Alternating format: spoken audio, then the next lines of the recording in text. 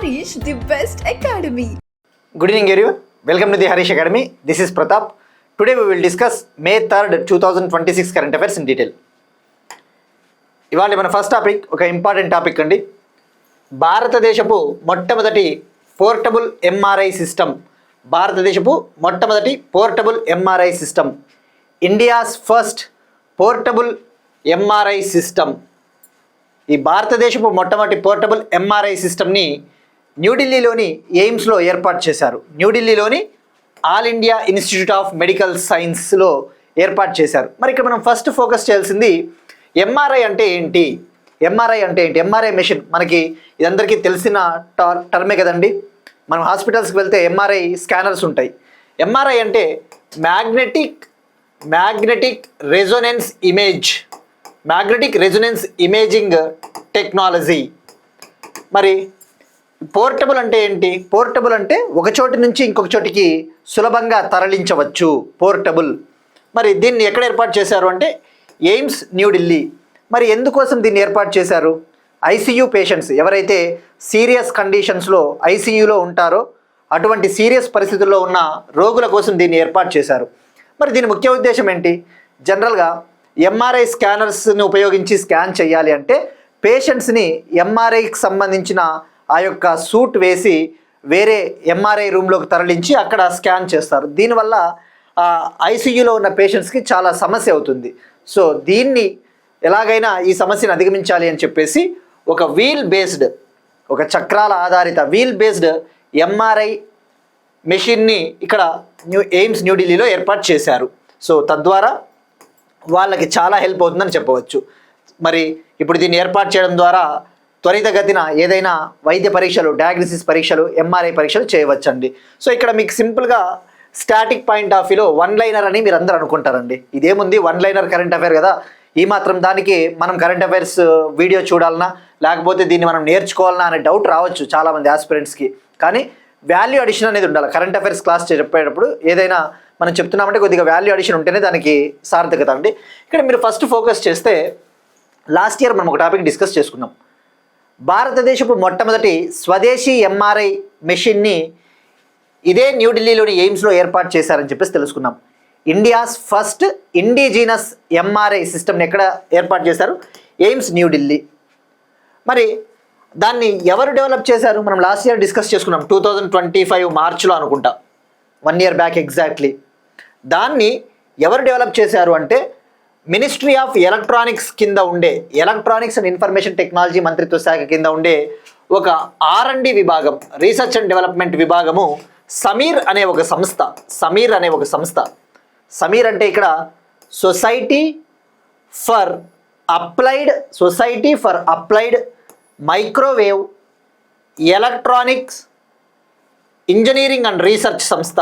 Society for applied microwaves electronics and engineering research అనే ఒక సంస్థ. ఇది ఎలక్ట్రానిక్స్ మంత్రిత్వ శాఖ కింద ఉండే ఒక సంస్థ. సో ఇది క్లారిటీ కదండి. మరి ఇక్కడ మీరు ఫోకస్ చేయాల్సింది ఎగ్జామ్లలో ఎంఆర్ఐ సిస్టంలో, అసలు ఎంఆర్ఐ సిస్టమ్ని ఉపయోగించి ఏం చేస్తారు? మన యొక్క బాడీని స్కాన్ చేసి ఇంటర్నల్గా మన బాడీ ఆర్గాన్స్ను కూడా ఇమేజెస్ జనరేట్ చేయవచ్చు. సాధారణ ఎక్స్రేలలో కనపడని గాయాలు అటువంటి వాటిని కూడా ఎంఆర్ఐ మెషిన్స్ని ఉపయోగించి మనం చేయవచ్చు, కనుక్కొనవచ్చు. అయితే మరి ఇక్కడ మీరు ఫోకస్ చేయాల్సింది ఎగ్జామ్ పాయింట్ ఆఫ్ వ్యూలో కొద్దిగా standard GK physics point of వ్యూలో ఆలోచించాలా. మరి ఎంఆర్ఐ మెషిన్ ఎట్లా వర్క్ చేస్తుంది? ఏ వేవ్స్ని ఉపయోగించి? మ్యాగ్నెటిక్ వేవ్స్ని ఉపయోగిస్తుంది, అలానే రేడియో వేవ్స్ని యూజ్ చేసుకుంటుంది. ఆ విషయం గుర్తుపెట్టుకోండి. మ్యాగ్నెటిక్ వేవ్స్ని ఉపయోగించి మ్యాగ్నెటిక్ ఫీల్డ్ గ్రేడియంట్స్ని ఉత్పత్తి చేస్తుంది. రేడియో వేవ్స్ని ఉపయోగించి మన బాడీ యొక్క ఆర్గాన్స్ని జనరేట్ చేస్తుంది, మన బాడీ యొక్క ఆర్గాన్స్ ఇమేజెస్ని జనరేట్ చేస్తుంది, ఉత్పత్తి చేస్తుంది. ఎగ్జామ్లో ఇలాంటివి అడుగుతాడండి. మీరు చూస్తే 2025 December 2 అంటే just 5-6 months back Madhya Pradesh police constable అండి. అన్నీ చూడాలి కదా మనం, అన్ని క్వశ్చన్ పేపర్స్ చూడాలా. మధ్యప్రదేశ్ పోలీస్ కానిస్టేబుల్ ఏమని అడిగాడంటే ఎంఆర్ఐ మెషిన్లో ఏ రకమైన వేవ్స్ని ఉపయోగిస్తాడు అని చెప్పేసి 4 ఆప్షన్లు ఇచ్చాడు. Sound wave, X ray, acoustic wave, magnetic wave అని చెప్పేసి. సో ఆన్సర్ మ్యాగ్నెటిక్ వేవ్ అండి. సో ఇట్లా థింక్ చేయండి, మనకి మైండ్ అనేది ఎప్పటికప్పుడు షార్ప్ అవుతుంది, ఈజీగా గుర్తొస్తాయి ఎగ్జామ్లో, స్ట్రైకింగ్ పవర్ అనేది ఇంప్రూవ్ అవుతుంది. సో ఇది New Delhi AIIMS. Next one again ఒక ఇంపార్టెంట్ టాపిక్ అండి. ఏఐ ఆధారిత ప్రయాణికుల సమాచార సహాయకాలు బోలు మినీ, బోలు మ్యాక్స్లను ప్రవేశపెట్టిన దక్షిణ మధ్య రైల్వే. సౌత్ సెంట్రల్ రైల్వే ప్రయాణికుల కోసం, ఈ యొక్క ప్యాసింజర్స్ కోసం, రైల్ ప్రయాణికులు, రైల్ ట్రావెలర్స్ కోసము 2 ఏఐ బేస్డ్ అసిస్టెంట్స్ని ప్రవేశపెట్టింది. ఆర్టిఫిషియల్ ఇంటెలిజెన్స్ ఆధారిత వ్యవస్థల్ని ప్రవేశపెట్టింది. మరి వాటి పేర్లు వచ్చేసి బోలు మినీ, బోలు మ్యాక్స్. ఎక్కడ వీటిని ఏర్పాటు చేశారు అంటే హైదరాబాద్ రైల్వే స్టేషన్లలో. మరి ఇక్కడ ఫోకస్ చేసింది ఏంటివి ఇవి? ఏఐ ఆధారిత ప్రయాణికుల సమాచార సహాయకాలు, ఇంగ్లీష్లో చెప్పాలంటే AI based passenger information assistants. అంటే ఇవి ఇక్కడ మీరు చూస్తే ఇమేజ్లో ఏటీఎం మెషిన్ల మాదిరి ఉన్నాయి. వీటిని కియోస్క్స్ అంటారు. ఇవి ఎకానమీలో ఈ టర్మ్ చదువుతారు జనరల్గా. కియోస్క్స్ అంటే మెషిన్స్ టైపు. మరి ఇవి ఏం చేస్తాయి? బోలు మినీ, బోలు మ్యాక్స్. ఫస్ట్ వీటి ఉద్దేశం చెప్తాను. మనకి ఇప్పుడు రైల్ ప్రయాణికులు ఉంటారు, ఎక్కడికైనా వెళ్ళాలి, వాళ్ళకి ఆ రైల్ టైమింగ్స్ కావాలి, అలానే ప్లాట్ఫామ్ నెంబర్స్ కావాలి, ఆ యొక్క ట్రావెల్కు సంబంధించిన ఇన్ఫర్మేషన్ సమాచారం అంతా మనకి తెలుసుకోవాలి అంటే ఇటువంటి మెషిన్స్ని ఉపయోగించి తెలుసుకోవచ్చు. ఈ మెషిన్ యాక్టివేట్ కావాలంటే ప్రయాణికులు హలో అంటే అది యాక్టివేట్ అవుతుందట. హలో అంటే యాక్టివేట్ అవుతుంది. అప్పుడు మనకి లైక్ ఈ ప్లాట్ఫామ్ ఎక్కడ ఉంది, మేము వెళ్ళాల్సిన రైల్ ప్లాట్ఫామ్ ఎక్కడ ఉంది, మా రైలు ఎప్పుడు వస్తుంది, అటువంటి టైమింగ్స్ అటువంటివన్నీ కావాలి అంటే అది ఆటోమేటిక్గా వాయిస్ రూపంలో మనకి సమాచారాన్ని ఇస్తుంది. సో ప్రయాణికుల పనిని సులభతరం చేస్తుందని చెప్పవచ్చు. It will is the travellers life, right? So మరి ఆ పేర్లు గుర్తుపెట్టుకోండి. బోలు మినీ, బోలు మ్యాక్స్ ఎవరు ఏర్పాటు చేశారు? South central railway, Indian railways. మరి బోలు మినీని వచ్చేసి మల్కాజ్గిరి రైల్వే స్టేషన్లో ఏర్పాటు చేశారు. బోలు మినీని మల్కాజ్గిరి రైల్వే స్టేషన్ని, బోలు మ్యాక్స్ని కాచిగూడ రైల్వే స్టేషన్లో ఏర్పాటు చేశారు, రైట్? సో ఇక్కడ గుర్తుపెట్టుకోండి, వీటిని కియోస్క్స్ అంటారండి. Kiosks nothing but they are like machines అంతే అవి. బోలు మినీ, బోలు మ్యాక్స్. నెక్స్ట్ వన్ అగైన్ ఒక ఇంపార్టెంట్ టాపిక్. భారతదేశపు మొట్టమొదటి రాష్ట్ర నేతృత్వంలోని అంతరిక్ష సాంకేతిక సెంటర్ ఆఫ్ ఎక్సలెన్స్. భారతదేశపు మొట్టమొదటి రాష్ట్ర నేతృత్వంలోని అంతరిక్ష సాంకేతిక centre of excellence. India's first state led space tech centre of excellence. India's first state led space tech centre of excellence. దీనిని కర్ణాటకలోని బెంగళూరులో లాంచ్ చేశారు. కర్ణాటకలోని బెంగళూరులో ఏర్పాటు చేశారు. మరి ఇక్కడ ఫస్ట్ ఫోకస్ చేయాల్సింది సెంటర్ ఆఫ్ ఎక్సలెన్స్ అంటే ఏంటండి? బేసిక్ కదా. సెంటర్ ఆఫ్ ఎక్సలెన్స్ అంటే మనం చాలాసార్లు డిస్కస్ చేసుకున్నాం. ఇది ఒక పరిశోధన కేంద్రము, ఒక రీసెర్చ్ సెంటరు. మరి space technology centre of excellence అంటే ఈ స్పేస్ టెక్నాలజీ రంగంలో రీసెర్చ్ని, పరిశోధనలను, ఇన్నోవేషన్, నూతనాత్మకత ఆవిష్కరణలను, డెవలప్మెంట్, ఈ యొక్క రీసెర్చ్ అండ్ డెవలప్మెంట్ని డెవలప్ చేయాలి స్పేస్ టెక్నాలజీ రంగంలో అని చెప్పేసి దీన్ని ఏర్పాటు చేశారు. ఇక్కడ కర్ణాటకలోని బెంగళూరులో. మరి దీన్ని ఎవరు ఏర్పాటు చేశారు అంటే Karnataka innovation and technology society. Karnataka innovation and technology society సంస్థ దీన్ని లాంచ్ చేసింది. ఎవరి సహకారంతో అంటే satcom industry association of India. Satcom industry association of India సహకారంతో దీన్ని ఏర్పాటు చేయడం జరిగింది.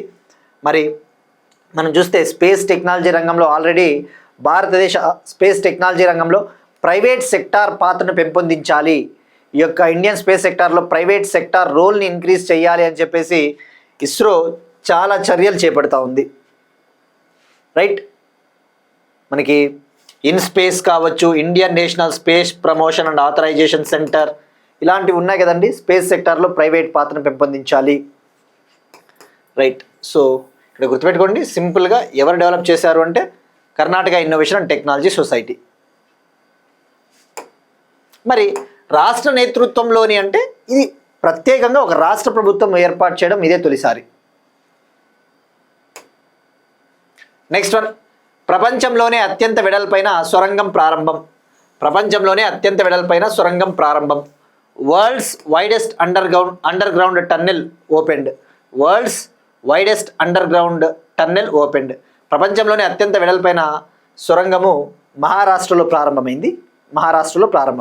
మరి మహారాష్ట్ర చీఫ్ మినిస్టర్ దేవేంద్ర ఫడ్నవీస్ గారు దీన్ని లాంచ్ చేశారు, దీన్ని ఇనాగ్రేట్ చేశారు, ప్రారంభించారు అని చెప్పవచ్చు.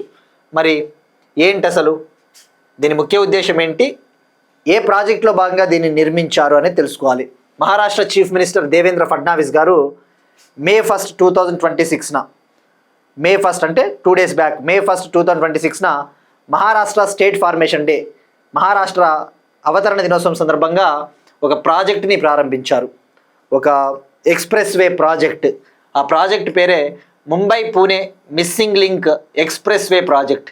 Mumbai Pune missing link expressway ప్రాజెక్టుని ప్రారంభించారు.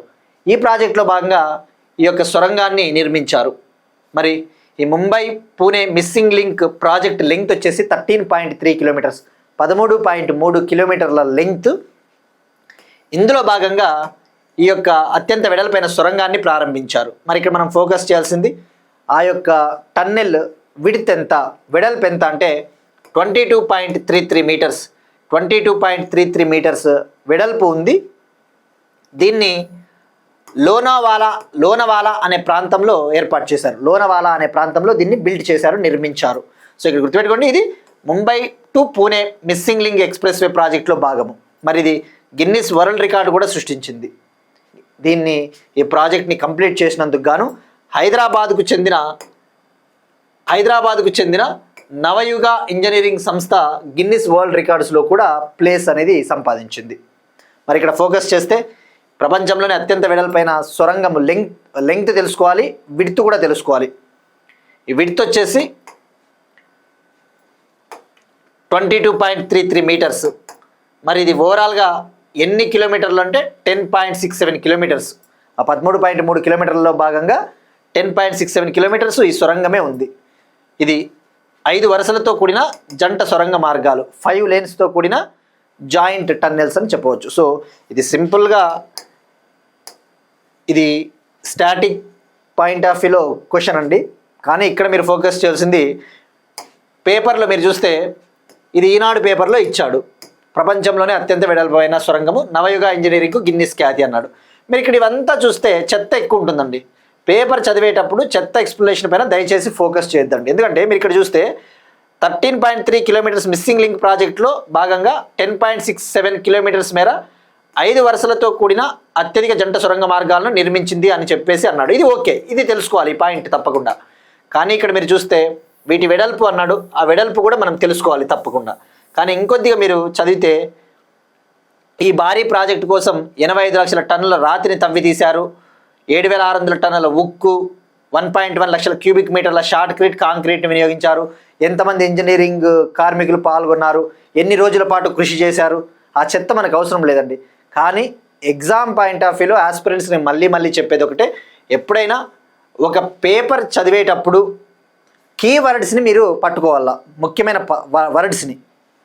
మరి ఇక్కడ ఈ ప్రాజెక్ట్ని ఎవరు నిర్మించారు అంటే Maharashtra state road development corporation ఆధ్వర్యంలో, Maharashtra state road development corporation ఆధ్వర్యంలో ఈ ప్రాజెక్ట్ని బిల్డ్ చేశారు. అయితే ఎక్కడ నిర్మించారు, ఎగ్జామ్ పాయింట్ ఆఫ్ వ్యూలో మీరు చూస్తే ఏమన్నాడు, సహ్యాద్రిలోని అత్యంత కఠినమైన బసాల్ట్ శిలల్లో ఈ సొరంగాన్ని నిర్మించారు. సహ్యాద్రి మౌంటైన్స్ ఉన్నాయి కదా, ఆ సహ్యాద్రి మౌంటైన్స్లో బసాల్ట్ రాక్స్ ఉంటాయి, బసాల్ట్ రాక్స్. ఆ బసాల్ట్ రాక్స్ని తొలిచి ఈ సొరంగాన్ని నిర్మించారు. జాగ్రఫీ పాయింట్ ఆఫ్ వ్యూలో చాలా ఇంపార్టెంట్ అండి ఇది. జాగ్రఫీలో మీరు చదువుతారు, ఎవరైతే జాగ్రఫీ చదివి ఉంటారో జాగ్రఫీలో చదువుతారు కదా, సహ్యాద్రి కొండలు ఎక్కడుంటాయి, సహ్యాద్రి కొండలు అంటే ఏంటివి, పశ్చిమ కనుమలే. ఇవి కూడా వెస్ట్రన్ ఘాట్సే. మహారాష్ట్రలో వెస్ట్రన్ ఘాట్స్కి ఉన్న మరొక పేరు సహ్యాద్రి హిల్స్. మహారాష్ట్ర, గోవా, కర్ణాటకలో ఈ యొక్క వెస్ట్రన్ ఘాట్స్ పశ్చిమ కనుమలు, ఈ పశ్చిమ కనుమల్ని సహ్యాద్రి కొండలుగా పిలుస్తారు. అదే తమిళనాడులో ఏమని పిలుస్తారు, నీలగిరి కొండలు, పశ్చిమ కనుమల్ని. ఇలాంటివి ఎగ్జామ్లో అడుగుతాడా అంటే అండి తప్పకుండా అడుగుతాడండి. మీరు చూస్తే 2022 సెప్టెంబర్లో జరిగిన RRB group D, railways group D పేపర్లో ఏమన్నాడు, మహారాష్ట్రలో వెస్ట్రన్ ఘాట్స్ని లోకల్ పేరుతో ఏ పేరుతో పిలుస్తారు అన్నాడు. ఆన్సర్ సహ్యాద్రి. నేను చాలాసార్లు చెప్పినా కదా, క్వశ్చన్స్ రిపీట్ చేస్తాడు క్వశ్చన్ పేపర్లు, ఎగ్జామినర్స్కి అంత ఓపిక ఉండదు అని చెప్పేసి. మరి 2022 అది. అదే 2023 మార్చ్లో జరిగిన ఎస్ఎస్సి టైర్ 1 ఎగ్జామ్లో, స్టాఫ్ సెలక్షన్ కమిషన్ టైర్ 1 ఎగ్జామ్లో ఏమన్నాడు, సేమ్ క్వశ్చన్. మహారాష్ట్రలో వెస్ట్రన్ ఘాట్స్కి ఉన్న లోకల్ పేరేంటి అన్నాడు. Sahyadri.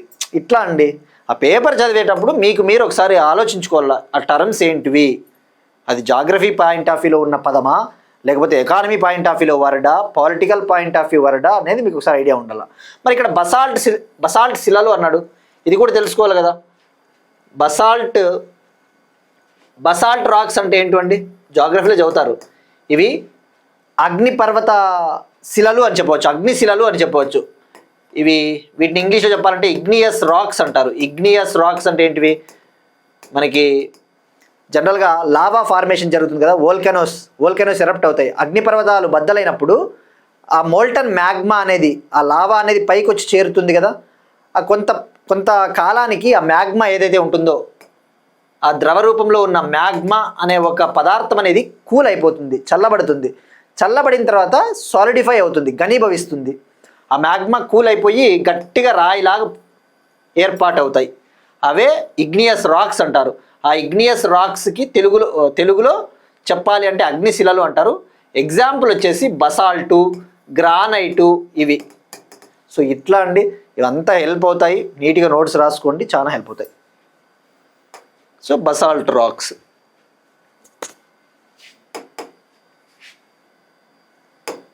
Next one, Andhra Pradesh current affairs. 5 model e mobility నగరాలను నోటిఫై చేసిన ఆంధ్రప్రదేశ్ ప్రభుత్వం. 5 మోడల్ ఈ మొబిలిటీ నగరాలను నోటిఫై చేసిన ఆంధ్రప్రదేశ్ ప్రభుత్వం. Andhra Pradesh government 5 model e mobility సిటీస్ని notify చేసింది. వీటిని Andhra Pradesh sustainable electric mobility policy 4.0 2024 నుంచి 2029 వరకు ఉంటుంది ఈ పాలసీ. ఈ పాలసీ కింద నోటిఫై చేసింది. నోటిఫై అంటే ఒక జీవో అనేది జారీ చేసింది.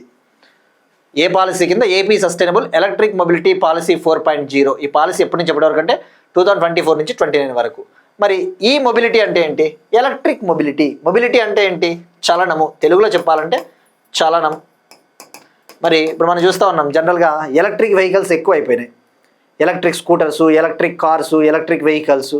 ఈ యొక్క పొల్యూషన్ని తగ్గించాలి, అర్బన్ మొబిలిటీని, పట్టణ ప్రాంతాల్లో ప్రయాణికుల సౌలభ్యాన్ని పెంపొందించాలి, అర్బన్ మొబిలిటీని ఇంప్రూవ్ చేయాలి, ఈ యొక్క పొల్యూషన్ని రెడ్యూస్ చేయాలి అని చెప్పేసి జనరల్గా వివిధ రాష్ట్ర ప్రభుత్వాలు, సెంట్రల్ గవర్నమెంట్ వివిధ రకాల పథకాలు తీసుకుని వస్తుంటుంది. ఫర్ ఎగ్జాంపుల్ పిఎం ఈ డ్రైవ్ స్కీమ్ మనం డిస్కస్ చేసుకున్నాం. పిఎం ఈ డ్రైవ్ కావచ్చు. ఇటువంటి స్కీముల కింద రాష్ట్రాలకు ఎలక్ట్రిక్ బస్సులను కేటాయించడము, రైట్. అలానే ఎలక్ట్రిక్ ఛార్జింగ్ స్టేషన్లను ఏర్పాటు చేయడము, ఇటువంటివి చేస్తూ ఉంటారు. మరి ఇప్పుడు ఆ 5 సిటీల్ని ఎలక్ట్రిక్ మొబిలిటీ సిటీలుగా గుర్తించింది. మరి ఏం చేయబోతా ఉన్నారంటే ఆ సిటీలలో ఎలక్ట్రిక్ ఛార్జింగ్ స్టేషన్లను ఏర్పాటు చేయడము, అటువంటివి చేయడం జరుగుతుంది. మరి మనం ఎగ్జామ్ పాయింట్ ఆఫ్ వ్యూలో ఆ 5 సిటీస్ ఏవో తెలుసుకోవాలి. వీటి కోసం ఎంత ఫండ్స్ కేటాయించింది ఏపీ ప్రభుత్వం అనేది కూడా తెలుసుకోవాలి.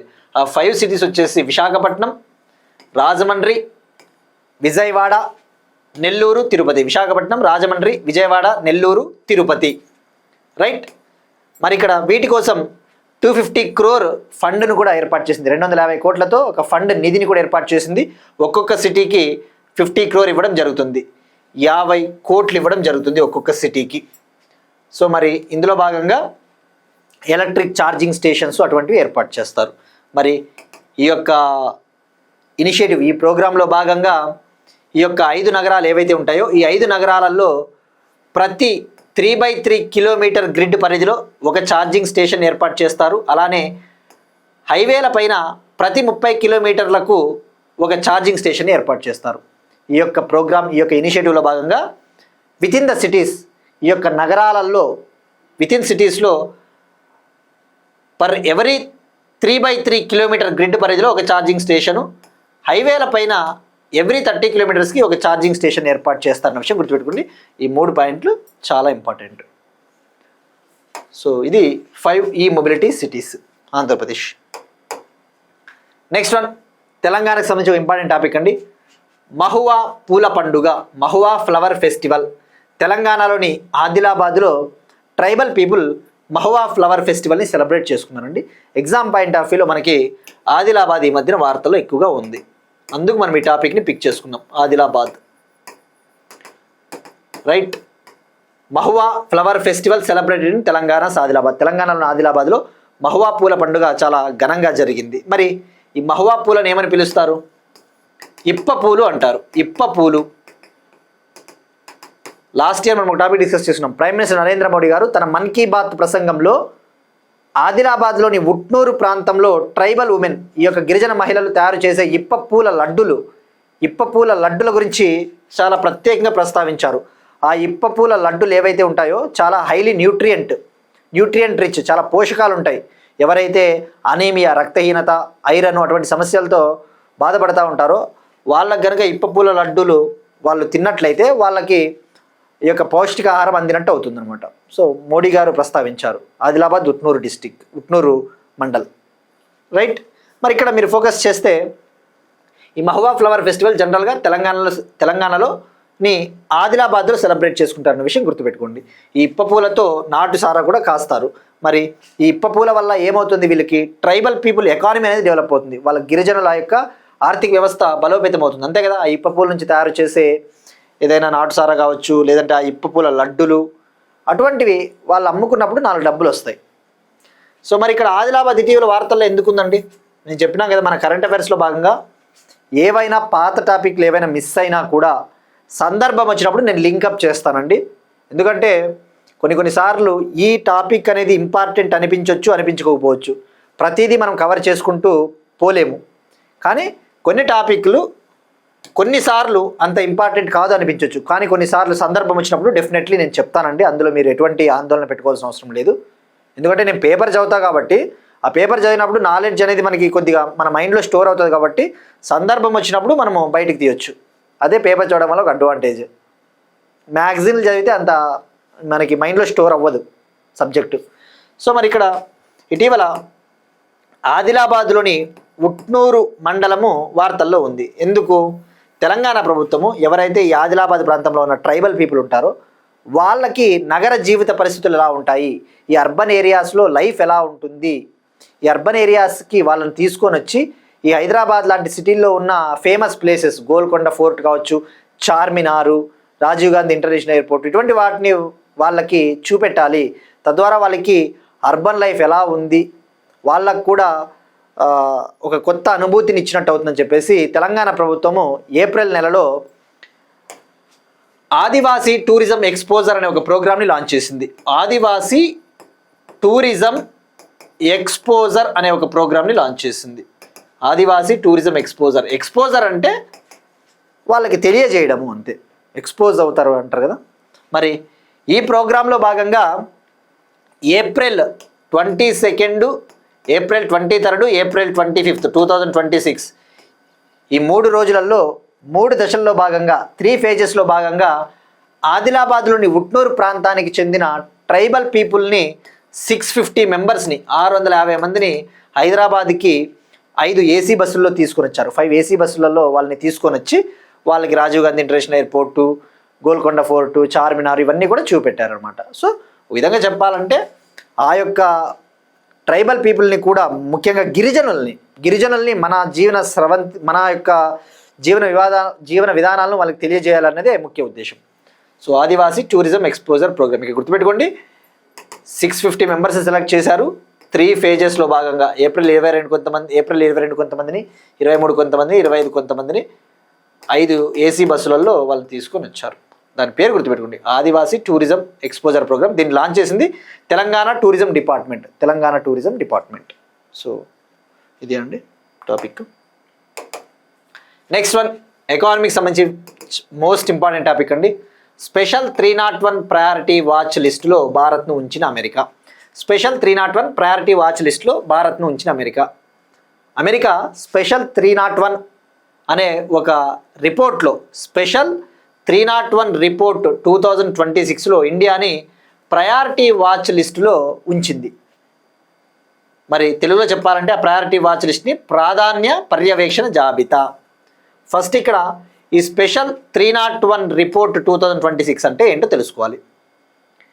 ఈ స్పెషల్ 301 రిపోర్ట్ని ఎవ్రీ ఇయర్, ప్రతి సంవత్సరము అమెరికాకు చెందిన trade representative, office of the trade representative, అమెరికాకు చెందిన office of the United states trade representative సంస్థ విడుదల చేస్తుంది. ఇప్పుడు ప్రతి సంవత్సరం. మరి దీని ముఖ్య ఉద్దేశం ఏంటి?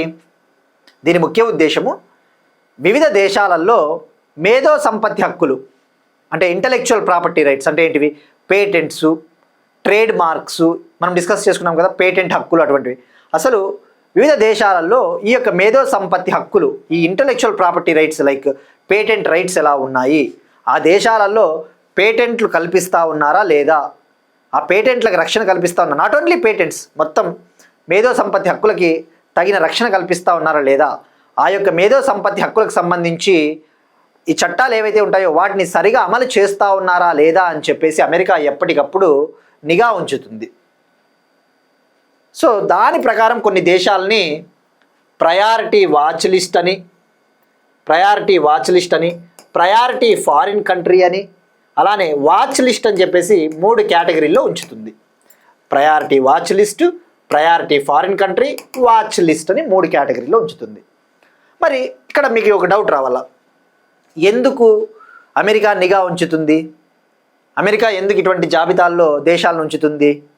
ఇప్పుడు అమెరికాకు చెందిన ఒక కంపెనీ ఇండియాకు వచ్చింది అనుకుందాం. అమెరికాకు చెందిన ఒక డ్రగ్ కంపెనీ, ఒక ఔషధాల కంపెనీ భారత్లో వచ్చింది, పెట్టుబడులు పెట్టింది, ఒక డ్రగ్, ఒక ఔషధము, మందుని తయారు చేసినారు. వాళ్ళకి పేటెంట్ ఇవ్వకపోతే, ఇప్పుడు నేను ఒక మెడిసిన్ తయారు చేసినాను, కనుగొన్నాను, మరి ఇప్పుడు నాకు ఆ పేటెంట్ ఇవ్వకపోతే, ఒక 10 ఏళ్ల పాటు పేటెంట్ ఇవ్వకపోతే వీళ్ళు ఏం చేస్తారు? జెనరిక్ మెడిసిన్స్ని తయారు చేస్తారు. అంటే ఏంటివి? ఇప్పుడు మనకి కదా నార్మల్ మెడికల్ షాపులలో ఉండే జెనరిక్ మందులు, అవి తక్కువ రేటుకు దొరుకుతాయి, చాలా చీపు. అపోలో లాంటివి అయితే చాలా కాస్ట్ ఉంటాయి. మరి అందరూ డబ్బులు ఖర్చు పెట్టుకోలేరు కదా, అందరి దగ్గర డబ్బులు ఉండవు కదా, పేదోళ్ళు ఉంటారు. మరి ఆ పేదోళ్ళకి ఇటువంటి డ్రగ్స్ తక్కువ ధరలో లభించాలి అంటే జెనరిక్ మెడిసిన్స్ అనేవి చాలా ఇంపార్టెంట్. అయితే పేటెంట్స్ కనుక వాళ్ళకి ఇవ్వలేదు అనుకో, జనరల్గా ఆ దేశ కంపెనీలు నష్టపోతాయి, వాళ్ళకి రెవెన్యూ అనేది పడిపోతుంది. అదే అమెరికా వాళ్ళు మొత్తుకునేది, పేటెంట్లు సరిగ్గా ఇవ్వట్లేదు, ఈ యొక్క ఇంటెలెక్చువల్ ప్రాపర్టీ రైట్స్ని సరిగా ప్రొటెక్ట్ చేయట్లేదు, సరిగా రక్షించట్లేదు అని చెప్పేసి. సో మనకున్న పరిస్థితులు మనకు ఉంటాయి. అన్ని వేళలా మనము లైక్ పేటెంట్స్ ఇస్తాం, కానీ కొన్నిసార్లు జెనరిక్ మెడిసిన్స్ని తయారు చేసుకునే హక్కులను కూడా మనం కల్పిస్తాం. సో ఎనీవే మీకు బేసిక్ అండర్స్టాండింగ్ అండి. సో మెయిన్ ఆబ్జెక్టివ్ ఏంటి? డిఫరెంట్ కంట్రీస్లో ఇంటెలెక్చువల్ ప్రాపర్టీ రైట్స్ అనేవి ఏ విధంగా వాటికి ఏ విధంగా ప్రొటెక్షన్ ఉంది, ఆ ఇంటెలెక్చువల్ ప్రాపర్టీ లాస్ అనేవి ఏ విధంగా ఎన్ఫోర్స్ అవుతా ఉన్నాయి, అమలు అవుతున్నాయని చెప్పేసి అమెరికా ఒక లిస్టును తయారు చేస్తుంది. మరి అందులో భాగంగా ప్రయారిటీ వాచ్ లిస్ట్లో ఇండియా నుంచింది, ప్రాధాన్య పర్యవేక్షణ జాబితా. మరి ఈ జాబితాలో ఇండియాతో పాటు ఓవరాల్గా 6 కంట్రీస్ని ఈ జాబితాలో ఉంచింది. India, China, Indonesia, Chile, Russia, Venezuela. ఇవి 2026 సంవత్సరానికి గాను, రైట్. మరి ఇప్పుడు ప్రయారిటీ వాచ్ లిస్ట్లో ఉండడం వల్ల ఏంటిది మనకి కొద్దిగా డిసడ్వాంటేజ్ అంటే, అమెరికా ఎప్పటికప్పుడు కొద్దిగా నిఘా ఉంచుతుంది. అట్ ద సేమ్ టైం ఇండియాలో కొద్దిగా ఇంటెలెక్చువల్ ప్రాపర్టీ రైట్స్ అనేవి సరిగా అమలవ్వట్లేదు, కొద్దిగా ఆందోళనకరం అని చెప్పేసి అమెరికా చెప్తుంది. So priority watch list expresses the concern regarding intellectual property regime in the country.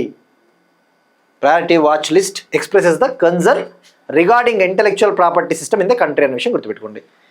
ఇక మరి అలానే ప్రయారిటీ ఫారిన్ కంట్రీ అని ఉంటుంది. ప్రయారిటీ ఫారిన్ కంట్రీ ఇంక ఇది చాలా డేంజరు, ఇంకా ఆ దేశంలో ఇంటెలెక్చువల్ ప్రాపర్టీ రైట్స్ చాలా వరస్ట్గా ఉన్నాయి, చాలా అధ్వానంగా ఉన్నాయి అని చెప్పేసి అర్థము. మరి ఈ జాబితాలో ఏ దేశాన్ని ఉంచింది అంటే వియత్నాంని ఉంచింది. గత 13 ఏళ్లలో తొలిసారిగా ఒక దేశాన్ని ప్రయారిటీ ఫారిన్ కంట్రీ జాబితాలో ఉంచడం ఇదే మొదటిసారి. గత 13 ఏళ్లలో తొలిసారిగా ఒక దేశాన్ని ప్రయారిటీ ఫారిన్ కంట్రీ జాబితాలో ఉంచడం ఇదే మొదటిసారి. In the last 13 years for the first time one country was listed in priority foreign country, that is Vietnam అన్న విషయం గుర్తుపెట్టుకోండి. ఇక వాచ్ లిస్ట్ అనేది మరొక జాబితా. సో అట్లా మరైతే దీన్ని ఏ చట్టం కింద అమెరికా ఈ రిపోర్ట్ని విడుదల చేస్తుందంటే ట్రేడ్ యాక్ట్ 1974 కింద ఈ యొక్క రిపోర్ట్ని తయారు చేస్తుంది. సో ఇక్కడ ఇందాక చెప్పిందంతా కూడా ఇంగ్లీష్లో ఉందండి, మీరు చదువుకోవచ్చు. English medium aspirants, Telugu medium వాళ్ళకి ఎలాగూ తెలుగు పీడిఎఫ్ ఉంటుంది. నేను ఎలాగో తెలుగులో క్లియర్గా చెప్పాను కాబట్టి నీట్గా నోట్స్ రాసుకున్నా సరిపోతుంది, చిలక చెప్పినట్టు, రైట్. మరి ఈ యొక్క రిపోర్ట్ అనేది చట్టబద్ధమైనదా అంటే చట్టబద్ధమైనది కాదండి. Not legally binding. అంటే ఏదో ఈ రిపోర్ట్లో మన దేశం పేరు వచ్చినంత మాత్రాన ఇంకేదో అమెరికా మనల్ని పొడి చేస్తుంది, చంపేస్తుంది అనేది ఏం లేదు. నాట్ లీగల్లీ బైండింగ్ అన్న విషయం గుర్తుపెట్టుకోండి. ఈ రిపోర్ట్కి ఏం చట్టబద్ధత ఏమి ఉండదు. జస్ట్ ఏంటంటే ప్రెజర్ పెట్టవచ్చు ఇండియా పైన. అగో చూడు, మీరు ఈ జాబితాలో ఉన్నారు, మీరు మీ పద్ధతులు మార్చుకోండి అని చెప్పి రొంతు బెదిరించవచ్చు. నెక్స్ట్ వన్, ఎనర్జీ సెక్యూరిటీకి సంబంధించి, ఇంధన భద్రతకు సంబంధించి భారతదేశపు మొట్టమొదటి ethanol to jet fuel plant. భారతదేశపు మొట్టమొదటి ethanol to jet fuel plant, India's first ethanol to jet fuel ప్లాంట్ని, దీనికి సంబంధించి పనులు అనేవి ఆంధ్రప్రదేశ్లో ప్రారంభమయ్యాయి. భారతదేశం మొట్టమొదటి ఇథనాల్ టు జెట్ ఫ్యూయల్ ప్లాంట్కి సంబంధించిన పనులు అనేవి ఆంధ్రప్రదేశ్లో ప్రారంభమయ్యాయండి. మరి ఎక్కడ ప్రారంభమయ్యాయంటే ఆంధ్రప్రదేశ్లోని అచ్యుతాపురం ప్రాంతానికి దగ్గరలో ఉన్న పూడిమడక. ఆంధ్రప్రదేశ్లోని అచ్యుతాపురం సెజ్ ఉంది కదా, విశాఖపట్నం అనుకుంటా గతంలో, ఇది విశాఖపట్నం జిల్లా గతంలో. మరి ఆ యొక్క విశాఖపట్నం దగ్గరలో ఉన్న పుడిమడక ప్రాంతంలో దీన్ని ఏర్పాటు చేయబోతూ ఉన్నారు. మరి ఏంటిది ఇక్కడ మనం చాలాసార్లు తెలుసుకున్నాం రీసెంట్గా, అందుకే క్లియర్గా మనం చెప్పుకున్నాం. జెట్ ఫ్యూయల్ అంటే ఏంటి, దీన్నే ఏవియేషన్ టర్బైన్ ఫ్యూయల్ అంటారని చెప్పేసి తెలుసుకున్నాం కదా. ఏవియేషన్ టర్బైన్ ఫ్యూయల్ అంటే జెట్ ఫ్యూయల్, విమానాల్లో వాడే ఇంధనము. మరి దానివల్ల పర్యావరణం అనేది దెబ్బతింటుంది, పొల్యూషన్ ఎక్కువ అవుతుంది. ఆ జెట్ ఫ్యూయల్లో ఇథనాల్ లాంటివి కలిపితే, ఇథనాల్ అంటే ఏంటి, ఈ యొక్క బయోలాజికల్ రిసోర్సెస్, జీవ వనరులు, వరి దాని ఏమంటారు, రైస్ హస్క్, వరి పొట్టు, మొక్కజొన్న కంకులు, కార్న్, చెరకు పిప్పి, షుగర్ మొలాసెస్, ఇటువంటి వాటి నుంచి ప్రొడ్యూస్ చేస్తే అది ఇథనాల్. మరి ఆ ఇథనాల్ని కనుక ఈ జెట్ ఫ్యూయల్లో మనం బ్లెండ్ చేస్తే, కలిపితే దాన్నే సస్టైనబుల్ ఏవియేషన్ ఫ్యూయల్ అంటారని చెప్పేసి గతంలో చాలాసార్లు తెలుసుకున్నాం. సస్టైనబుల్ ఏవియేషన్ ఫ్యూయల్ అంటే సుస్థిర విమాన ఇంధనం. అది పర్యావరణానికి మంచిది, ఎన్విరాన్మెంట్కి దట్స్ గుడ్ యాక్చువల్లీ. మరి ఈ ప్లాంట్ని ఎవరు ఏర్పాటు చేయబోతున్నారంటే జీపీఎస్ రెన్యూబుల్స్ అనే ఒక కంపెనీ, జీపీఎస్ రెన్యూబుల్స్ అనే కంపెనీ బిల్ట్ చేయబోతా ఉంది. మరి దీనికి సంబంధించి contract NTPC limited company EPC కాంట్రాక్ట్ని ఇవ్వడం జరిగింది. Engineering procurement construction contract. దీనికి సంబంధించి ఎన్టీపీసీ లిమిటెడ్ కంపెనీ జీపీఎస్ రెన్యూబుల్స్కి ఇంజనీరింగ్ ప్రొక్యూర్మెంట్ కన్స్ట్రక్షన్ కాంట్రాక్ట్ ఇవ్వడం జరిగింది ఈపీసీ మోడల్లో. మరి దీన్ని ఎక్కడ ఏర్పాటు చేయబోతున్నారంటే ఎన్టీపీసీ గ్రీన్ ఎనర్జీ లిమిటెడ్కి చెందిన గ్రీన్ హైడ్రోజన్ హబ్ పుడిమడకలో ఉంది ఆంధ్రప్రదేశ్. ఆ పుడిమడకలో దీన్ని ఏర్పాటు చేయబోతా ఉన్నారు. అది అచ్యుతాపురంకి దగ్గరలో ఉంటుందండి, విశాఖపట్నం ప్రాంతం. మరి దీన్ని మార్చ్ 2029 కల్లా కంప్లీట్ చేయాలని చెప్పేసి ప్లాన్ చేస్తూ ఉన్నారు. మార్చ్ 2029 కల్లా దీన్ని నిర్మించాలని చెప్పేసి ప్లాన్ చేస్తూ ఉన్నారు. ఈ యొక్క ప్లాంట్ ద్వారా సంవత్సరానికి 1800 టన్నుల సుస్థిర విమాన ఇంధనాన్ని ఉత్పత్తి చేయనున్నారు. ఈ ప్లాంట్ ద్వారా every year 1800 tons of sustainable aviation ఫ్యూయల్ని ప్రొడ్యూస్ చేయబోతూ ఉన్నారు. సో ఇది అండి ఈ కంపెనీ పేరు గుర్తుపెట్టుకోండి, ఎవరు కాంట్రాక్ట్ ఇచ్చారు, ఎక్కడ ఏర్పాటు చేస్తూ ఉన్నారు, ఎప్పటిలోపు ఇది ఫైనల్ అవుతుంది. నెక్స్ట్ వన్, బయోడైవర్సిటీ సంబంధించి ఒక ఇంపార్టెంట్ టాపిక్ అండి, జీవ వైవిధ్యం. ఆంధ్రప్రదేశ్లోని నాగార్జునసాగర్ శ్రీశైలం టైగర్ రిజర్వ్లో తీవ్రంగా అంతరించిపోతున్న నెమలి టరంటులాను అంచనా చేయడానికి ఒక శాస్త్రీయ సర్వే. ఆంధ్రప్రదేశ్లోని నాగార్జునసాగర్ శ్రీశైలం టైగర్ రిజర్వ్లో తీవ్రంగా అంతరించిపోతున్న నెమలి టరంటులాను అంచనా వేయడానికి శాస్త్రీయ సర్వే ప్రారంభమైంది. ఆంధ్రప్రదేశ్లోని నాగార్జునసాగర్ శ్రీశైలం టైగర్ రిజర్వ్లో ఒక స్పైడర్, ఒక సాలె పురుగుని, దాని యొక్క సంఖ్యను అంచనా వేయడానికి ఒక సర్వే స్టార్ట్ అయిందండి. మరి దాని పేరు పీకాక్ టరంటులా.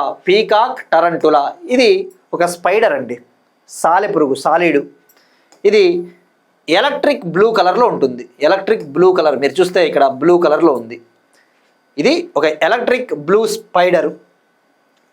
మరి దీని యొక్క పాపులేషన్ అనేది చాలా తగ్గిపోతూ ఉంది, దీని సంఖ్య తగ్గిపోతూ ఉంది. ఇప్పుడు ఇది IUCN స్థితిలో క్రిటికల్లీ ఎండేంజర్డ్ స్టేటస్లో ఉంది. International union for conservation of nature, IUCN అనే సంస్థ ఒక స్టేటస్ ఇస్తుంది కదా, ఇది ఏ స్థితిలో ఉందని చెప్పేసి, అంతరించిపోయే జాబితా, తీవ్రంగా అంతరించిపోయే జాబితా, అటువంటివి. మరి ఇప్పుడు ఈ యొక్క పీకాక్ టరంటులా అనేది క్రిటికల్లీ ఎండేంజర్డ్ స్టేటస్లో ఉంది, IUCN స్థితి అన్న విషయం గుర్తుపెట్టుకోండి. అంటే ఏంటి, తీవ్రంగా అంతరించిపోయే ప్రమాదము. మరి దీని యొక్క పాపులేషన్ని అంచనా వేయాలి కదా, దీని సంఖ్యని, అందుకోసం ఈ సర్వే ప్రారంభమైంది. మరి ఇక్కడ మీరు ఫోకస్ చేయాల్సింది దీని శాస్త్రీయ నామం ఏంటో గుర్తుపెట్టుకోవాలండి. దీని సైంటిఫిక్ నేమ్ వచ్చేసి పోయసిలోథెరియా మెటాలికా. క్లిష్టంగా ఉంది చదవడానికి. పోయసిలోథెరియా మెటాలికా దీని సైంటిఫిక్ నేమ్. దీనికి ఉన్న మరొక పేరు వచ్చేసి గుత్తి సాపైర్ ఆర్నమెంటల్ తరంతుల. మరి గుత్తి అనే పేరు ఎందుకు పెట్టారు? గుత్తి అనంతపురం జిల్లా గుత్తి. ఆ గుత్తిలో తొలిసారిగా 1898లో 1898 సంవత్సరంలో దీన్ని కనుగొన్నారు, అందుకు గుత్తి అనే పేరు. కానీ ఇది ఎక్కువగా ఎక్కడ ఉంటుందంటే అండి, ఈస్టర్న్ ఘాట్స్, తూర్పు కనుమల కొండల్లో ఇది కనబడుతుంది. So it is native to ఇండియాలోని ఈస్టర్న్ ఘాట్స్లో, ముఖ్యంగా ఆంధ్రప్రదేశ్లో ఇది కనబడుతుంది అన్న విషయం గుర్తుపెట్టుకోండి. ఎనఫ్ అండి, డైరెక్ట్గా అడుగుతాడు. మరి నాగార్జున సాగర్ శ్రీశైలం టైగర్ రిజర్వ్ ఉన్న ప్రాముఖ్యత ఏంటి? భారతదేశపు అతిపెద్ద tiger reserve, India's largest tiger reserve Nagarjuna Sagar Srisailam tiger reserve, Andhra Pradesh. గతంలో ఇది ఆంధ్ర తెలంగాణలో విస్తరించి ఉండింది. స్టేట్ బైఫర్కేషన్ జరిగిన తర్వాత, రాష్ట్ర విభజన జరిగిన తర్వాత 2014 తర్వాత మనకి తెలంగాణలో ఉన్న ఈ యొక్క టైగర్ రిజర్వ్ ప్రాంతాన్ని అమ్రాబాద్ టైగర్ రిజర్వ్గా పేరు మార్చారు. అమ్రాబాద్ ఇది జనరల్గా నల్లమల కొండలు, ఈ యొక్క ప్రకాశము, కర్నూలు, నాగర్ కర్నూలు, మహబూబ్ నగర్ ఆ జిల్లాల్లో విస్తరించి ఉంటుంది. స్టేట్ డివైడ్ అయిపోయిన తర్వాత అమ్రాబాద్ టైగర్ రిజర్వ్గా తెలంగాణలో ఏర్పాటైంది. నాగార్జున సాగర్ శ్రీశైలం టైగర్ రిజర్వ్ అంటే ఆంధ్రప్రదేశ్. గుర్తుపెట్టుకోండి, భారతదేశపు అతిపెద్ద tiger reserve.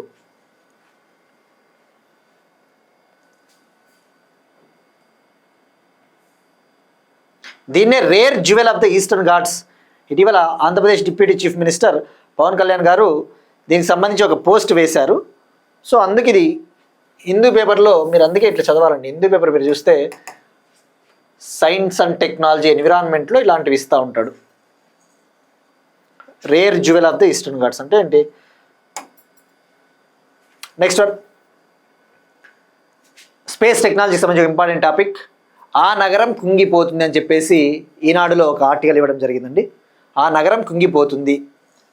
Nisar satellite Mexico country యొక్క క్యాపిటల్ సిటీ మెక్సికో సిటీ ప్రతి సంవత్సరానికి ఒక 10 అంగుళాలు మేర కుంగిపోతా ఉందని చెప్పేసి ఒక రిపోర్ట్ ఇచ్చింది. నిసార్ శాటిలైటు మెక్సికో సిటీ అనేది ఎవ్రీ ఇయర్ 10 ఇంచెస్ అనేది సింక్ అవుతా ఉంది. ప్రతి సంవత్సరానికి ఒక 10 అంగుళాలు అనేది కుంగిపోతా ఉంది మెక్సికో సిటీ అని చెప్పేసి నిసార్ డేటా ఇచ్చిందండి. మరి ఇక్కడ మనం ఫోకస్ చేయాల్సింది, ఇక్కడ అంతా చెత్త ఎక్కువ ఉంటుంది. నేను సింపుల్గా చెప్తాను ఎందుకు కుంగిపోతా ఉంది అంటే, జనరల్గా అర్బనైజేషన్ ఇష్టానుసారం పెరిగిపోయినప్పుడు, నగర విస్తరణ అనేది ఇష్టానుసారం పెరిగిపోయినప్పుడు, అంటే చెరువుల్ని కాలువల్ని కబ్జా చేసి నగరాలు కట్టినప్పుడు ఆటోమేటిక్గా చాలా సమస్యలు వస్తాయి మనకి. ఇష్టానుసారం భూగర్భ జల వనరుల్ని మనం తోడేసినప్పుడు, గ్రౌండ్ వాటర్ రిసోర్సెస్ని ఇండిస్క్రిమినేట్గా యూజ్ చేసినప్పుడు ఆటోమేటిక్గా గ్రౌండ్ వాటర్ రిసోర్సెస్ అనేవి డిక్లైన్ అయిపోతాయి, తగ్గిపోతాయి. అప్పుడు ఆటోమేటిక్గా సిటీలు అనేవి కొద్దిగా సింక్ అవుతాయి, కుంగిపోతాయి. సో అదే చెప్తున్నాడు, అదంతా కూడా ఇష్టానుసారం నగర విస్తీర్ణ వల్ల వచ్చిన ఒక నష్టము అని చెప్పేసి. సో హైలైట్ చేసింది కాబట్టి మెక్సికో సిటీని మనం ఇక్కడ నిసార్ గురించి తెలుసుకోవాలి. నిసార్ ఏంటండి, మనం డిస్కస్ చేసుకున్నాం కదా 2025 జూలైలో. నిసార్ అనేది ఇది ఒక earth observation satellite. Earth observation satellite అంటే భూపరిశీలన ఉపగ్రహము. మరి ఈ భూపరిశీలన ఉపగ్రహాలని ఎందుకు లాంచ్ చేస్తారు? జనరల్గా ఈ ఎర్త్ ఎలా ఉంది, ఈ భూమి పైన చెట్లు ఎంత శాతం పెరుగుతూ ఉన్నాయి, మొక్కలు ఎంత శాతం పెరుగుతూ ఉన్నాయి, ఈ భూమి పైన మంచు ఎంత శాతం కరిగిపోతూ ఉంది, ఈ భూమి పైన భూగర్భ జల వనరులు ఏ స్థాయిలో తగ్గిపోతూ ఉన్నాయి, అటువంటి వాటికి సంబంధించి మనకి ఎప్పటికప్పుడు పరిశీలించాలి అంటే ఈ యొక్క భూ పరిశీలన ఉపగ్రహాన్ని లాంచ్ చేస్తారు. వీటిని ఎర్త్ అబ్జర్వేషన్ శాటిలైట్స్ అంటారు.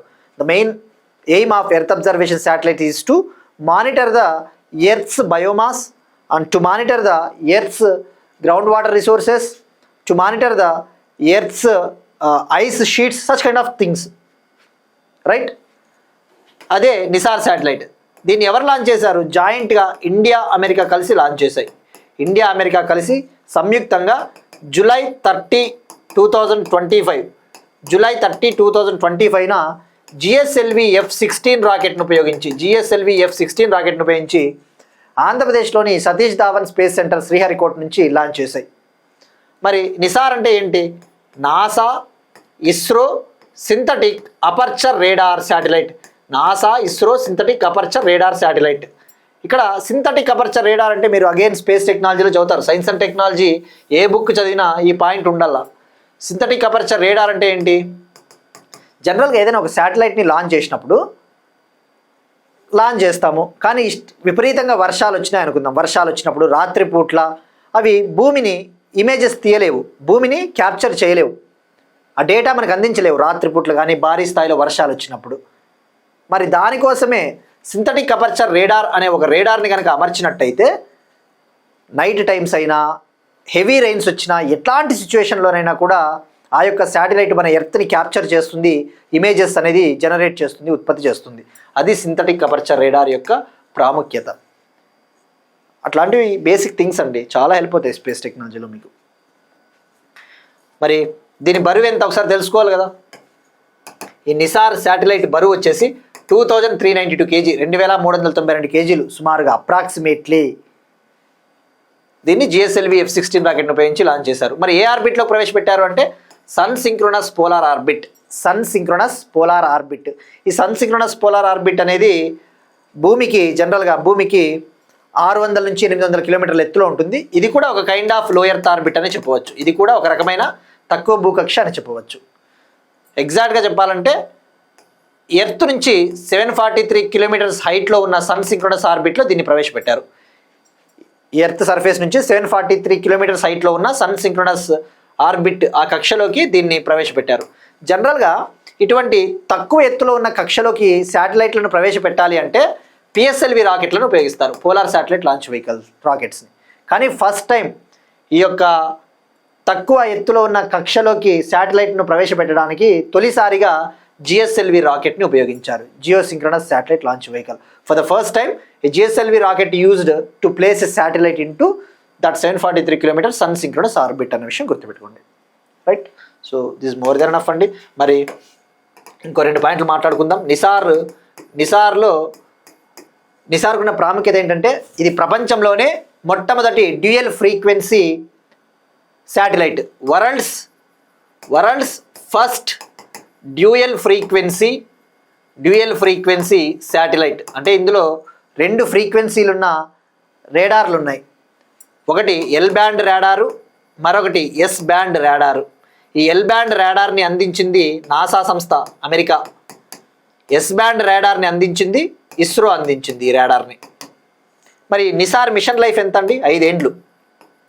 దీని యొక్క జీవితకాలము 5 years. ఇది ఈ యొక్క గ్లోబ్ని, ఈ యొక్క ఎర్త్ని ప్రతి 12 రోజులకు ఒకసారి కంప్లీట్గా పిక్చర్స్ తీస్తుంది. For every 12 days it will take the images of globe. So these are the most important things. Next one, నౌకాదళం చేతికి మహేంద్రగిరి. డిఫెన్స్ టెక్నాలజీకి సంబంధించి నౌకాదళం చేతికి మహేంద్రగిరి. ఇండియన్ నేవీకి ఐఎన్ఎస్ మహేంద్రగిరిని డెలివరీ చేశారు, అందించారు. మరి ఇక్కడ ఐఎన్ఎస్ మహేంద్రగిరి అంటే ఏంటి? ఐఎన్ఎస్ మహేంద్రగిరి అనేది ఇది ఒక స్టెల్త్ ఫ్రిగేట్, ఒక స్టెల్త్ యుద్ధ నౌక. మరి స్టెల్త్ ఫ్రిగేట్ అంటే ఏంటి? శత్రు దేశాలకు చెందిన షిప్స్ని, అటువంటి వాటిని నాశనం చేయాలి అంటే ఇటువంటి స్టెల్త్ ఫ్రిగేట్స్ని వాడతారు. ఈ యొక్క శత్రు దేశాలకు చెందిన వార్ షిప్స్ని డిస్ట్రాయ్ చేయాలంటే ఈ స్టెల్త్ ఫ్రిగేట్స్ని యూస్ చేస్తారు. ఈ స్టెల్త్ ఫ్రిగేట్లలో అడ్వాన్స్డ్ వెపన్స్, అడ్వాన్స్డ్ కమ్యూనికేషన్ సిస్టమ్స్ని ఏర్పాటు చేయవచ్చు. ఉదాహరణకు ఈ స్టెల్త్ ఫ్రిగేట్లకి బరాక్ 8 మిసైల్స్ని, బ్రహ్మోస్ మిసైల్స్ని కూడా ఫిట్ చేసి లాంచ్ చేయవచ్చు.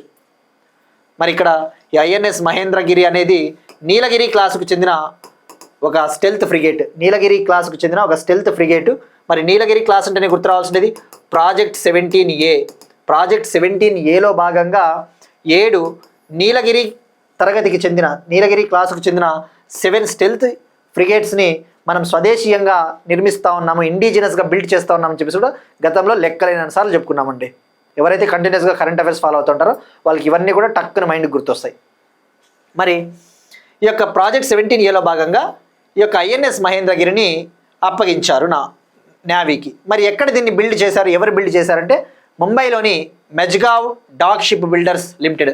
ముంబైలోని మెజ్గావ్ డాక్ షిప్ బిల్డర్స్ లిమిటెడ్ దీన్ని బిల్డ్ చేసింది, నిర్మించింది. మరి ఇది నీలగిరి తరగతిలో 6వ యుద్ధ నౌక. ఈ నీలగిరి క్లాస్లో 6th స్టెల్త్ ఫ్రిగేట్ అని గుర్తుపెట్టుకోండి. మరి ఈ యొక్క ప్రాజెక్ట్ 17Aలో భాగంగా 7 స్టెల్త్ ఫ్రిగేట్స్ని నిర్మిస్తూ ఉన్నారు కదా. మరి ఇందులో 4 స్టెల్త్ ఫ్రిగేట్స్ని ముంబైలోని మెజ్గావ్ డాక్ లిమిటెడ్ సంస్థ నిర్మించింది, బిల్డ్ చేసింది. మరో 3 షిప్స్ని కోల్కతాలోని garden reach ship builders and engineerings limited company build చేసింది, నిర్మించింది అనే విషయం గుర్తుపెట్టుకోండి. మరి ఇప్పుడు ఈ ఐఎన్ఎస్ మహేంద్రగిరి విషయానికి వస్తే ఈ నీలగిరి క్లాస్లో ఇది 6వ షిప్పు. దీన్ని డిజైన్ చేసింది వార్షిప్ డిజైన్ బ్యూరో. దీన్ని నిర్మించింది ముంబైలోని మెజ్గావ్ డాక్ షిప్ బిల్డర్స్ లిమిటెడ్. మరి ఆల్రెడీ ఈ యొక్క ప్రాజెక్ట్ 17Aలో భాగంగా 5 స్టెల్త్ ఫ్రిగేట్స్ని నేవీకి అప్పగించారు. మరి ఆ 5 ఏవి? INS Nilgiri, INS Himgiri, INS Udaygiri, INS Taragiri, INS వింధ్యగిరిని ఆల్రెడీ డెలివర్ చేశారు. ఇప్పుడు ఇది ఐఎన్ఎస్ మహేంద్రగిరిని అప్పగించారు. ఇక ఐఎన్ఎస్ దునగిరి అనేది ఒకటి పెండింగ్ ఉంది. ఐఎన్ఎస్ దునగిరి ఆ విషయం గుర్తుపెట్టుకోండి. ఇందులో ఈ ప్రాజెక్ట్ 17Aలో భాగంగా నిర్మిస్తా ఉన్న నీలగిరి క్లాస్ యుద్ధ నౌకలలో 75% స్వదేశీ సాంకేతికతను ఉపయోగించారు.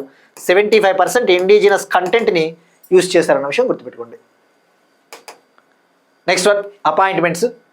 హిందుస్థాన్ ఏరోనాటిక్స్ లిమిటెడ్ నూతన సిఎండిగా రవి. హిందుస్థాన్ ఏరోనాటిక్స్ లిమిటెడ్కి new chairman cum managing director, chairman and managing డైరెక్టర్గా రవి కే ఈయన బాధ్యతలు చేపట్టారు. మరి ఈయన హెచ్ఏఎల్కి 22వ చైర్మన్ కమ్ మేనేజింగ్ డైరెక్టర్. హెచ్ఏఎల్కి 22nd chairman cum managing director. ఇక ఆయన గురించి మనకి ఒక పాయింట్ తెలుసుకుందామండి. ఇక్కడ సోద ఎక్కువ ఇచ్చింటాడు. మనం తెలుసుకోవాల్సింది ఆయన హెచ్ఏఎల్లో లాస్ట్ 3 decades నుంచి 3 దశాబ్దాలుగా ఆయనకి డిజైనింగు, ఎలక్ట్రానిక్స్ అటువంటి సెక్టార్స్లో ఆయనకి అనుభవం ఉంది, ఎక్స్పీరియన్స్ ఉంది. మరి ఇక్కడ మీరు ఫోకస్ చేయాల్సింది హెచ్ఏఎల్ హిందుస్థాన్ ఏరోనాటిక్స్ లిమిటెడ్ అనేది హెడ్ క్వార్టర్స్ బెంగళూరు కర్ణాటక. మరి ఏంటిది ఇది? ఇదొక మహారత్న కంపెనీ కదా, మహారత్న కంపెనీ. ఇదొక ప్రభుత్వ రంగ defence and aerospace company. It is a public sector defence and aerospace company. ఇది జనరల్గా ఈ యొక్క కంబాట్ ఎయిర్ క్రాఫ్ట్స్, యుద్ధ విమానాలను తయారు చేస్తూ ఉంటుంది. మనకి హెచ్ఏఎల్ అంటేనే గుర్తు రావాల్సినది LCA తేజాస్ గుర్తు రావాలి. మనం చాలాసార్లు డిస్కస్ చేసుకున్నాం. లైట్ కంబాట్ ఎయిర్ క్రాఫ్ట్, తేలికపాటి యుద్ధ విమానం తేజాస్ని ఎవరు తయారు చేస్తారు, ఎవరు మ్యానుఫ్యాక్చర్ చేస్తారు అంటే హెచ్ఏఎల్. మరి LCA తేజాస్ని ఎవరు డిజైన్ చేస్తారు? డిజైన్ చేసేది ఏరోనాటికల్ డెవలప్మెంట్ ఏజెన్సీ. డిజైన్ చేసేది బెంగళూరులోని ఏరోనాటికల్ డెవలప్మెంట్ ఏజెన్సీ. బట్ తయారు చేసేది, మ్యానుఫ్యాక్చర్ చేసేది హెచ్ఏఎల్ సంస్థ. అట్లా ఐడియా రావాలండి. LCA Tejas single engine. ఎన్ని ఇంజన్స్ ఉంటాయి ఇందులో? Single engine. ఇది 4.5 జనరేషన్. ఇది గుర్తుపెట్టుకోండి, ఇది 4.5 జనరేషన్ యుద్ధ విమానము. అట్లా ఐడియా రావాలండి, ఒక్కసారిగా మీకు స్ట్రైక్ అవ్వాలా. మరి హెచ్ఏఎల్ ఎప్పుడు ఏర్పాటైందంటే 1940లో హిందుస్థాన్ ఎయిర్ క్రాఫ్ట్ లిమిటెడ్గా ఏర్పాటైంది. 1940లో హిందుస్థాన్ ఎయిర్ క్రాఫ్ట్ లిమిటెడ్గా ఏర్పాటైంది. 1964లో దీని పేరు హిందుస్థాన్ ఏరోనాటిక్స్ లిమిటెడ్గా పేరు మార్చారు. So head quarters Bengaluru, Karnataka అనే విషయం గుర్తుపెట్టుకోండి. నెక్స్ట్ వన్, ప్రసార భారతి చైర్మన్గా ప్రసూన్ జోషి. ప్రసార భారతి ఇదొక ఏంటిదండి? ఇది మనకి ఇప్పుడు Doordarshan, all India radio news ఏవైతే ఉన్నాయో అవన్నీ కూడా ఈ ప్రసార భారతిలో భాగము. ఇదొక ప్రభుత్వానికి చెందిన ఒక స్టాచ్యుటరీ బాడీ, చట్టబద్ధమైన సంస్థ అని చెప్పవచ్చు. ఈ ప్రసార భారతికి న్యూ చైర్మన్గా ప్రముఖ సినీ గీత రచయిత, ఫేమస్ లిరిసిస్ట్ ప్రసూన్ జోషి గారిని అపాయింట్ చేశారు కేంద్ర ప్రభుత్వం. ఎవరు అపాయింట్ చేశారు? కేంద్ర సమాచార ప్రసార శాఖ, ministry of information and broadcasting, కేంద్ర సమాచార ప్రసార శాఖ. మరి గతంలో ఈయన కేంద్ర సెన్సార్ బోర్డు చైర్పర్సన్గా కూడా సేవలు అందించారు. పనిచేశారు. 2015లో ఈయనకి పద్మశ్రీ అవార్డు కూడా లభించింది.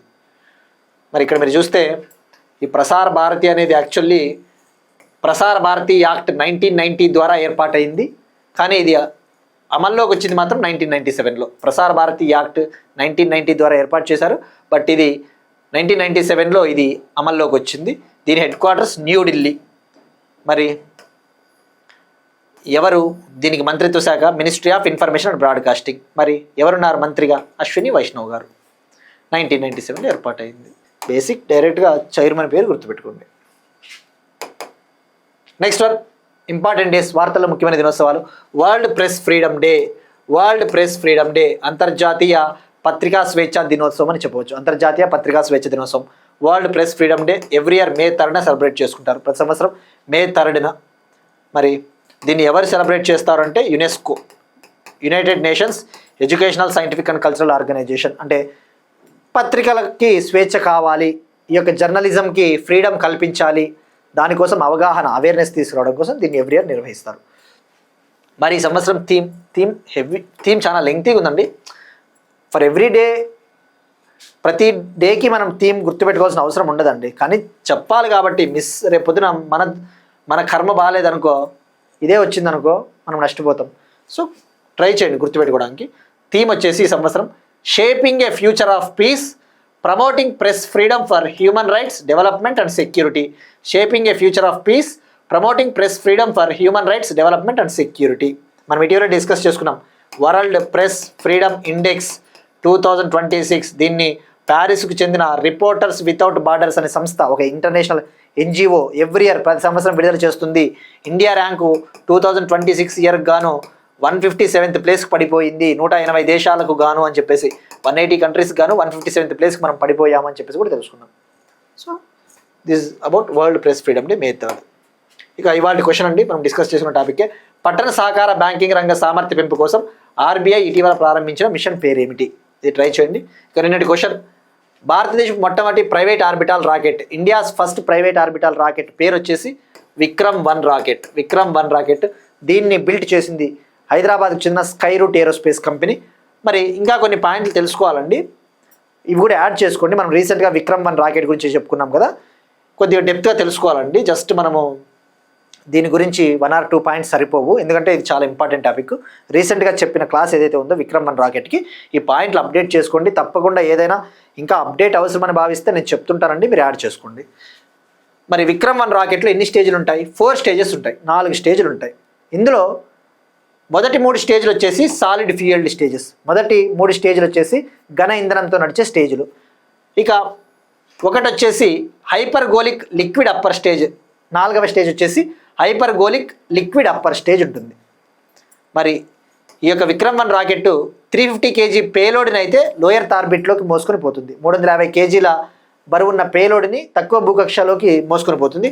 అదే 260 kg పేలోడ్ని అయితే సన్ సింక్రోనస్ ఆర్బిట్లోకి మోసుకొని పోతుంది. 260 kgల పేలోడ్ని అయితే సన్ సింక్రోనస్ కక్షలోకి, ఇందాక చెప్పుకున్నాం కదా, సన్ సింక్రోనస్ కక్ష అంటే 600 నుంచి 800 కిలోమీటర్ల ఎత్తులో ఉన్న కక్ష. ఇవి ఇవాళ కరెంట్ అఫైర్స్. మనం ఒకసారి క్విక్గా రీక్యాప్ చూద్దాం.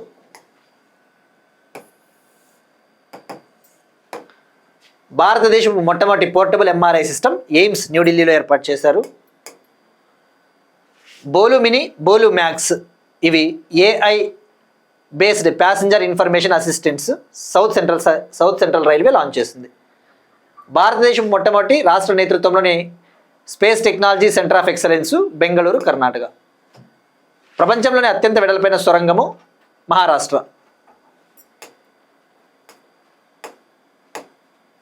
5 మోడల్ మొబిలిటీ నగరాలను నోటిఫై చేసిన AP. Mahua flower festival Telangana, Adilabad. Special 301 report 2026 America. భారతదేశం మొట్టమొదటి ethanol to jet fuel plant Andhra Pradesh. Peacock tarantula spider. కుంగిపోతా ఉన్న మెక్సికో నగరం NISAR satellite data. INS Mahendragiri, Indian naval ship Mahendragiri.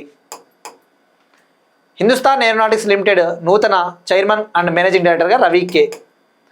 Prasar Bharati చైర్మన్గా Prasoon Joshi. World press freedom day May 3rd. That's it. These are today's current affairs. We'll meet you again tomorrow. And thank you everyone.